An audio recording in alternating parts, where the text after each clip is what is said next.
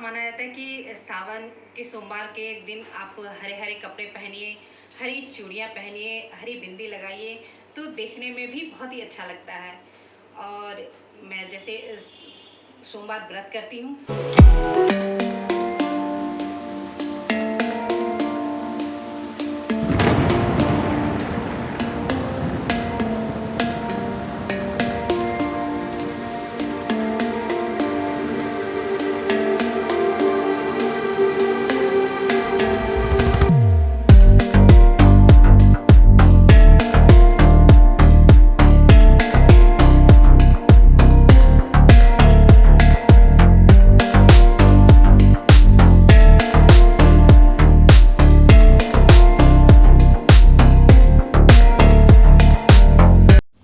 Hello friends, सावन का महीना शुरू हो गया है और चारों तरफ हरियाली हरियाली इस महीने में रहती है।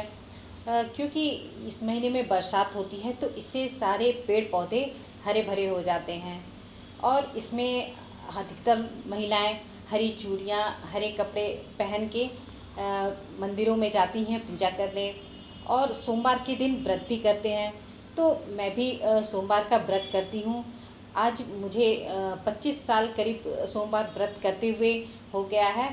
और ये व्रत लोग कई मान्यताओं से रहते हैं। जैसे कोई वैवाहिक जीवन की लंबी आयु के लिए रहता है, तो कोई मन इच्छा वर के लिए रहता है, कोई सुख समृद्धि लक्ष्मी प्राप्ति के लिए रहता है। तो जिसका जैसा मनो इच्छा रहता है वो पूरा करने के लिए ये सोमवार का व्रत करते हैं। तो मैं सोमवार के दिन व्रत करती हूँ तो मैं सुबह में मंदिर ज़रूर जाती हूँ। लेकिन आज ऐसा हुआ कि सुबह में बहुत बारिश हो रही थी तो मैं मंदिर नहीं जा पाई। तो मैं शाम को मंदिर जाऊँगी। और मैं सुबह से जैसे व्रत में क्या खाती हूँ सुबह से लेकर शाम तक, मैं आज वही आपके साथ शेयर करूँगी। और मंदिर भी जाऊँगी तो आपको भी दर्शन कराऊँगी। तो चलिए देखते हैं कि सुबह का और शाम का मेरा क्या खाने का प्रोग्राम है। तो सुबह नहाने के बाद पूजा कर लिया और उसके बाद मैंने थोड़ी सी मूंगफली ली और थोड़ा मखाना ले लिया।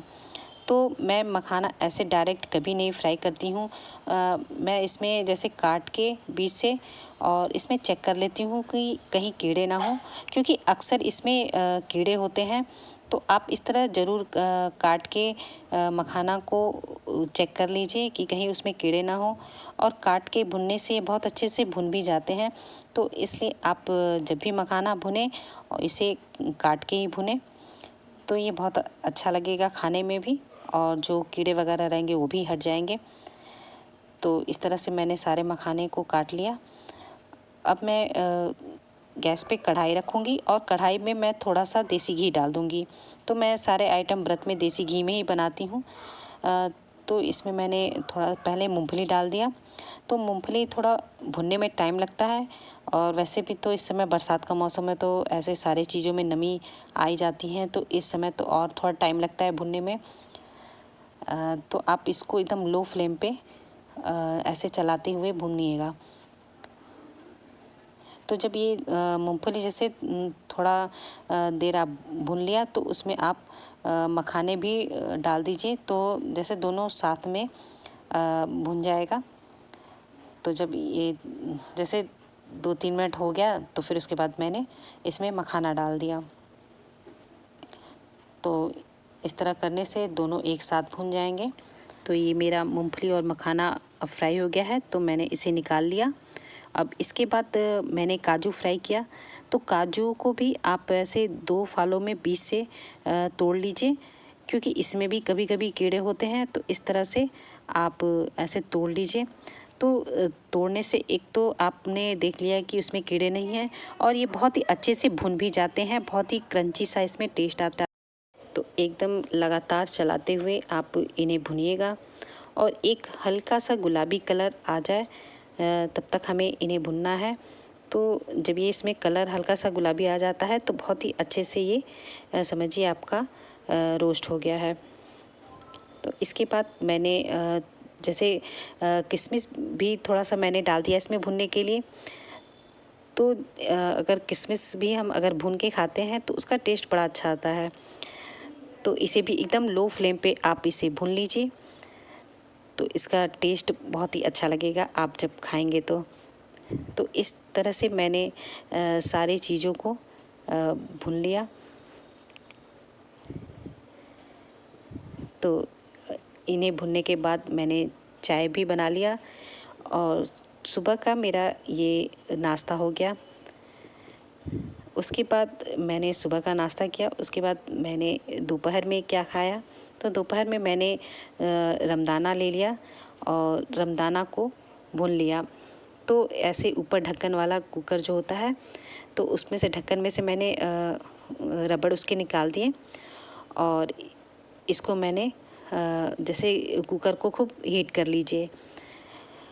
और इस तरह से अगर कुकर में अगर आप रमदाना भूनते हैं ना, तो जैसे ये जब चटकते हैं तो पूरा अगल बगल खूब बिखर जाते हैं और पूरा जगह फैल जाते हैं। तो इस तरह से अगर कुकर में अगर डाल के आप इस तरह ढक्कन लगा के भुनेंगे तो आपका कभी इधर उधर बिखरेगा नहीं। तो आप थोड़ा सा एकदम बहुत आधी मुट्ठी करीब आप उसमें डालिए और बस ढक्कन लगा के थोड़ा सा हिला दीजिए, तो ये बहुत ही अच्छे से भुन जाएंगे और इधर उधर फैलेंगे भी नहीं। तो देखिए मैं एकदम थोड़ा सा डाल रही हूँ। तो आप हमेशा ये ध्यान रखिएगा, बहुत थोड़ा थोड़ा डाल के ही भुनिएगा, इकट्ठा कभी ज़्यादा मत डालिएगा, नहीं तो वो थोड़े जल जाएंगे, थोड़े नहीं भुनेंगे। तो इस तरह से थोड़ा डालिएगा तो बहुत अच्छे से भुन जाएंगे। तो थोड़ा थोड़ा डाल के आप बारी बारी से जैसे मैंने दिखाया है बस उसी तरह से आप भून लीजिए। तो आपको जितने भी रमदाना भुनना हो आप इस तरह से भून लीजिए। तो मैंने जितना मैंने लिया था मैंने सारे रमदाने भून लिए। अब इन्हें भी हमें जैसे इस तरह थाली में लेके और ऐसे हल्के हल्के हिलाते हुए एक साइड में लेते आना है और ऊपर से जैसे इसके जो लावा होंगे फूटे हुए वो ऊपर आ जाएंगे, तो आप हाथों से ऐसे ऊपर से निकालते जाइएगा दूसरी थाली में। तो बस ऐसे करते करते आपको सारे जो लावा है उसके रमदाने का वो निकाल लीजिए, क्योंकि जैसे कोई कोई रमदाना नहीं फूटा होगा तो उसके जो दाने होंगे तो वो नीचे आ जाएंगे और लावा जो फूटा होगा वो ऊपर आ जाएंगे, क्योंकि ये जो छोटे छोटे दाने जो रहते हैं नहीं फूटे रहते हैं वो खाने में अच्छे नहीं लगते हैं। तो इस तरह से मैं इनको निकाल लेती हूँ। तो ये बहुत ही आसान तरीका है रमदाना भुनने का, बहुत ही जल्दी भुन जाते हैं और आपका काम भी जैसे इधर उधर फैलता नहीं है। तो मैंने इसको एयर टाइट डिब्बे में बंद करके रख दिया। अब जब मुझे खाना होगा तो दूध लूँगी थोड़ा सा और उसमें चीनी डाल के और खा लूँगी। फिर मैंने रात का इंतज़ाम कर दिया, तो मैंने थोड़ा सा छोटा साबूदाना लिया और इसे मैं एक वॉश करके इसमें थोड़ा सा पानी डाल दूँगी।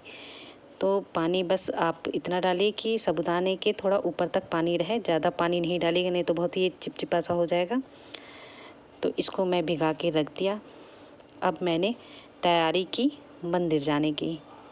तो मैं अपने बच्चों के साथ निकल गई मंदिर जाने के लिए और थोड़ी ही देर में मैं मंदिर पहुंच जाऊंगी। तो जैसा कि मैंने सुबह का प्रोग्राम था लेकिन बारिश की वजह से मैंने शाम का प्रोग्राम बनाया और शाम को मैं मंदिर पहुंच गई। तो मंदिर पहुंचने के बाद मैंने प्रसाद लिया और प्रसाद लेने के बाद मैंने मंदिर के अंदर मैं गई। तो मेरा बेटा और बेटी भी साथ में गए थे मंदिर में।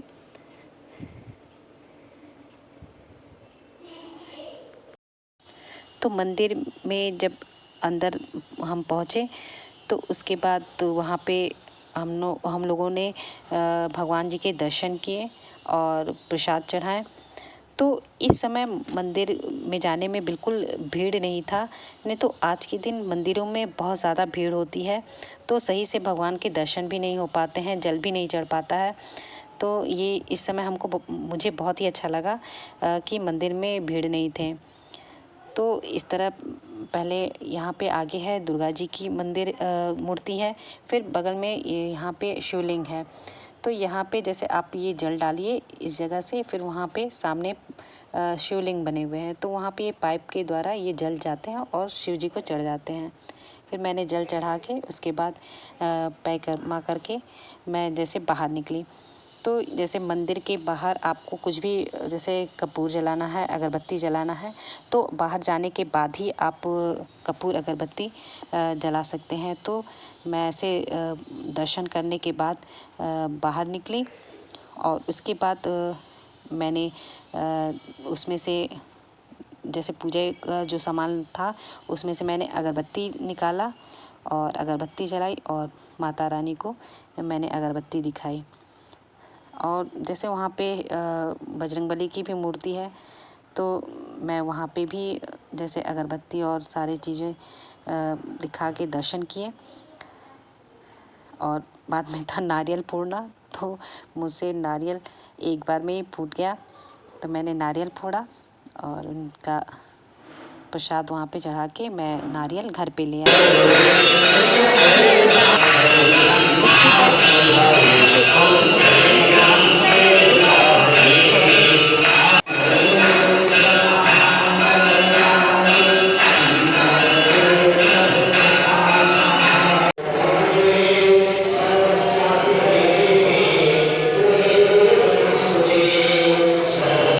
फिर उसके बाद जब आरती ख़त्म हो गई तो फिर हम लोग निकल दिए वापस घर के लिए। तो फिर जब हम लोग घर पे आ गए तो फिर खाना बनाने का प्रोग्राम शुरू हो गया। तो फिर मैंने थोड़ा से उबले आलू लिए और उबले आलू को मैंने ऐसे हाथों से तोड़ लिया और हरी मिर्च काट ली और 3-4 टमाटर की मैंने प्यूरी बना ली। तो मैं आलू टमाटर की सब्ज़ी बना रही हूँ, ये भी व्रत वाला बना रही हूँ और सबके लिए बना रही हूँ, सब यही खा लेगा। तो जब कुकर में मैं उसके बाद 2 स्पून करीब देसी घी डाल दूँगी। अब इसमें मैंने खड़ा जीरा डाल दिया ½ टी स्पून और 4-5 कटी हुई हरी मिर्च डाल के थोड़ा सा भून लूँगी। और इसमें मैं जैसे टमाटर प्यूरी जो बना के रखा था उसे डाल दूँगी और इसे भी करीब 1 मिनट भुना। और इसमें मैं मसाला डाल रही हूँ, थोड़ा सा लाल मिर्च पाउडर और थोड़ा सा मसाला जो व्रत वाला होता है वो डाल रही हूँ। तो मसाला बहुत थोड़ा सा डालिएगा, नहीं तो इसका टेस्ट अच्छा नहीं आएगा। और उसके बाद मैंने इसमें आलू डाल दिया। तो आलू भी डालने के बाद आप केवल 1 से 2 मिनट भून लीजिए। और इसमें आप उसके बाद जैसे जब 2 मिनट हो जाए भूनते हुए तो थोड़ा सा पानी डाल दीजिए।